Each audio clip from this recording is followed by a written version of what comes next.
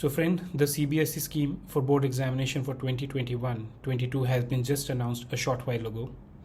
And as an anxious parent, I thought, what is the scheme? What are the changes which have been done? How is it going to affect my child? Now, let me tell you one thing. It is not only going to impact your child who's appearing for boards exams right now, but if it continues, then it is going to impact the way the education is being evaluated in India. And there are a lot of changes.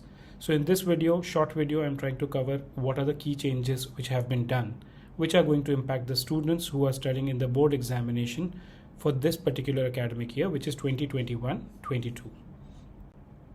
So the first thing is that the entire board examinations now stand divided into two terms, term 1 and term 2. And what does these terms contain? Basically, term 1 is going to be computed or done in November to December 2021.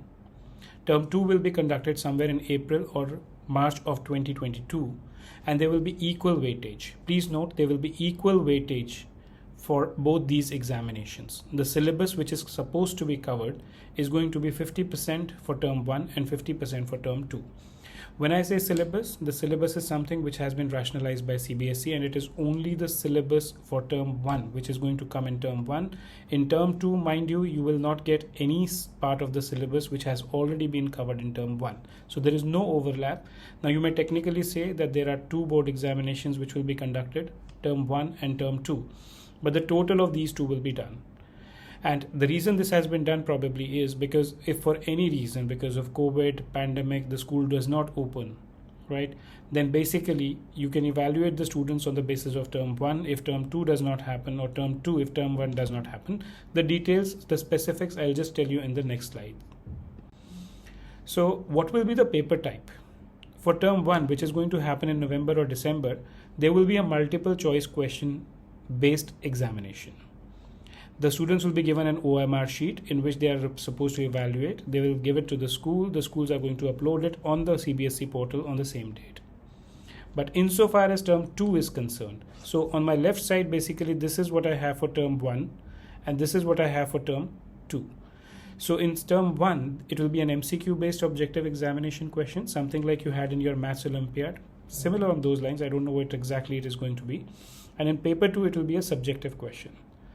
The expectations are that these examinations may happen in the school, but if they don't happen, then there is a second plan which is there, which I'm going to discuss in the next slide.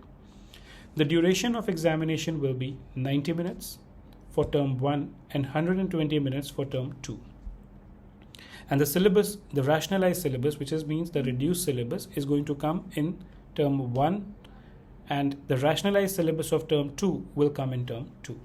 There will be no overlap. That's the indication that has been given as of now, but we'll need to wait and see as to what exactly the syllabus is. Now, all of us will have questions. What if term 2 does not happen? If term 2 does not happen, because it is not possible to conduct the examination for subjective based exam, then term 2 may be done also in an MCQ based manner. What if term 1 cannot be done offline? So in November, December, for any reason, God forbid, I hope it does not happen. But if it happens, then that schools are closed, students cannot go and give that examination, then the MCQ based examination will be still done from home. But the weightage of these examinations, which currently stands is proposed to be at 50%, might be reduced. Which means that term 2, which is the subjective examination, may have a higher weightage. But what if both the terms are going to be a complete whitewash, which means that students cannot go to the school and take the examination? In that case, the internal assessments done, the practical work done, the project work done, and the term 1 and term 2 which are taken from home, all of them will be considered to evaluate the board results. Now, I hope this has been able to clarify some of your doubts. If you have any questions, you can leave it in the comment box. If you want, you can subscribe our YouTube channel or visit us on our website www.arinjayacademy.com for more details around this. We are going to track this subject and get you more insights and more aspects into this particular thing. Until then, I think it's important for the parents, it's important for the kids to get into that mindset, because the time of mugging is gone. Once you have an MCQ based examination, it is going to be more concept oriented. You need to put understanding first and learning or rote learning later. I wish you all the very best, and I hope what comes out is in the best interest of all of us. It is definitely a welcome step because you know in advance what is going to happen. You're not left to uncertainty. So it's a very, very good step taken by the CBSE board to kind of at least clarify what lies ahead.